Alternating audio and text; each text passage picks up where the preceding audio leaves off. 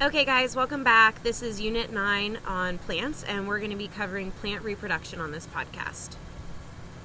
It's going to be broken into flower structure, pollination, fruit development, and seed dispersal. Alright, flowers are actually the reproductive organs of plants. And the basic structures of the flower that we're going to go over, it's going to be kind of broken down into the male and the female parts, because the male and the female parts of a plant are included in the same flower. So we have the male part over here, which is broken into two segments. The male part is called the stamen, and it's broken up into the anther, which is where the actual pollen grains are produced, and the filament, that's more of a transport part of it. The female reproductive portion of the flower is called the carpel, and it's actually broken down into three parts.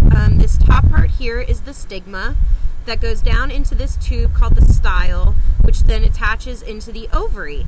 The ovules, just like in humans, are kept in the ovary of the flower. You then have a couple other parts of the flower itself down here: the receptacle, the peduncle, the sepal or sepal, and the flower petal, which obviously you're familiar with.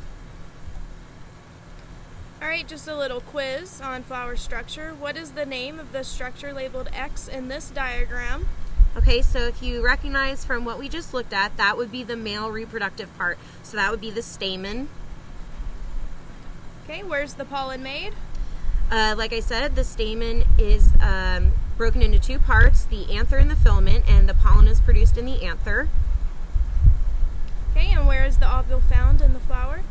And the ovule, again, that would be found in the ovaries. Okay, which parts of the flower are labeled below? You can see there's an X and a Y part. Okay, so this is the female part of the flower, so that would be the stigma is the top part, and the style is the tube. Okay, pollination. We're moving on here. This is the pollen grain contains the male sex cell, which is a gamete. Alright, so here we have a little animation of what pollination looks like. Pollination is the transfer of pollen from the anther to the stigma. Okay, remember, this can be happening either in the same flower, like in one flower itself, or it can be happening from one flower to another. So it's going to look like this. The pollen is going to come from the anther and go over to the stigma of another flower in this animation. This is an example of cross-pollination, as the pollen travels from one flower to a different flower. This is desirable in plants as it promotes variation. Okay, pollen can be carried between flowers by insects or by wind. I believe you learned a little bit on this about transport in our last podcast. Okay, so there's a couple different ways that pollination can occur.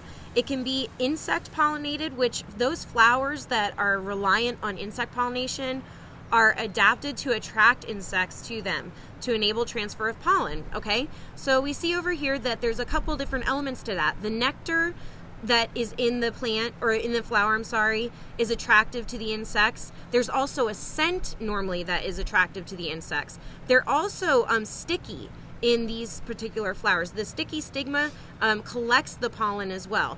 And then the pollen has barbs that hook onto the fur of the insect. The anthers are positioned on the outside of the flower to rub onto the insects, their pollen.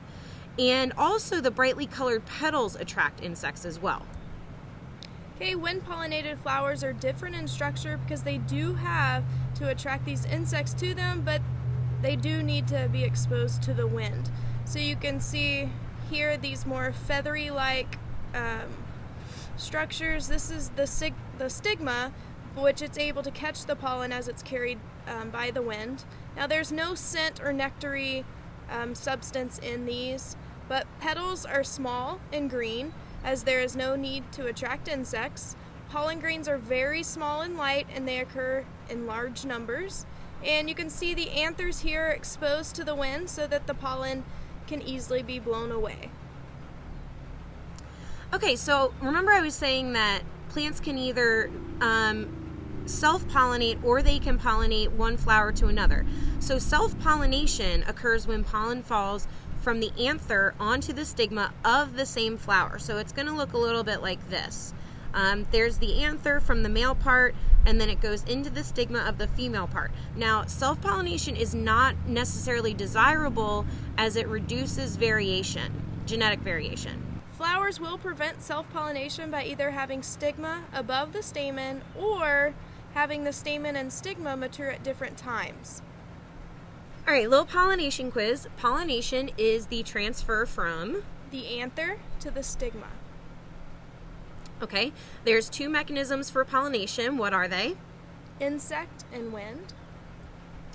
Cross-pollination does what? It increases the variation. Remember, self-pollination would decrease variation. Flowers are adapted for wind pollination by what? They have the feathery stigmas. Okay, so then fertilization and fruit development, you wonder what they have to do with each other. Well, this is what they have to do with each other. Once pollination occurs, a tube grows from the pollen grain down through the style to the ovule. So remember, the carpel is the female part, okay? It has the stigma on top, style is what it travels down. The ovary then contains the ovule. You'll note that the petals aren't shown in this to simplify the diagram. So this is what a regular flower looks like. They've just taken the petals off to show just the female part of it. So there goes the pollen grain. It's going to go into the stigma, down the style, and then into the ovary.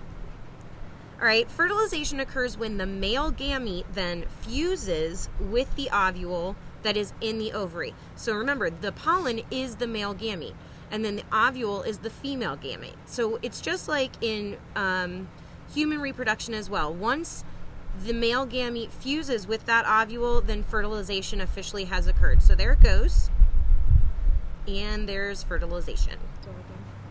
All right, guys, moving on to seed dispersal. Okay, so after the fertilization occurs of the petals, the stamen and the sepals fall off, the ovule turns into a seed, the fertilized egg inside develops into an embryo plant, okay? So this is just showing you kind of parts of this. The tough seed coat on the outside is called the testa. You have a hole that was made by the pollen tube called the micropyle. Over here, it's showing you, because this is our embryo plant right here, the baby plant. It's got two parts, the plumule and the radicle. It's just the embryo shoot and the embryo root. Okay, shoot on top, root on the bottom. And then this is called the cotyledon, basically this space for food storage. You've probably already gone over a little bit on how flowers are either monocots or dicots. That comes from this word cotyledon. Okay, so monocots have one cotyledon, dicots have two cotyledons. Okay, water leaves the seed. It dehydrates and becomes dormant because the metabolic reactions stop. Now the ovary develops to become a fruit. Okay, so you can see in this apple here you have seeds. This fleshy wall of the ovary, yes, you are eating an adapted ovary when you crunch into an apple. Who would have thought? All right, so seeds need to be dispersed away from the parent plant in order to reduce competition for space, light, nutrients, and water. Okay, so there's 4 different ways that seeds can be dispersed. They can be dispersed by the wind, by water, by mechanical means, or by animals. All right, so here's a little seed dispersal quiz. All right, you can see in this picture below, this is actually a maple key or a dandelion seed. These actually are transported by wind. Okay, these little guys are actually considered, just as a little nickname, they're considered hitchhikers because these are the ones that will stick to animals' fur, and that's how they're transported. This one is an example of mechanical dispersal. These, when they dry up, they actually open up or burst open, and the seeds are dispelled that way. So this would be mechanical. Okay, in this picture here you can see your normal berries that you would pick off of a bush. Okay, these are actually also dispersed by animals. Animals eat them and then obviously dispose of their waste, and that's how these seeds are dispersed. Okay, so the last thing we're going to discuss real briefly is germination. Germination is basically like the development or the production of the seed from the pollen grain. Okay, so when a pollen grain reaches the stigma, It generates into a pollen tube and then eventually forms a seed. Germination is the term for that production. All right, guys, so take notes, write down any questions that you might have, and we'll see you in class.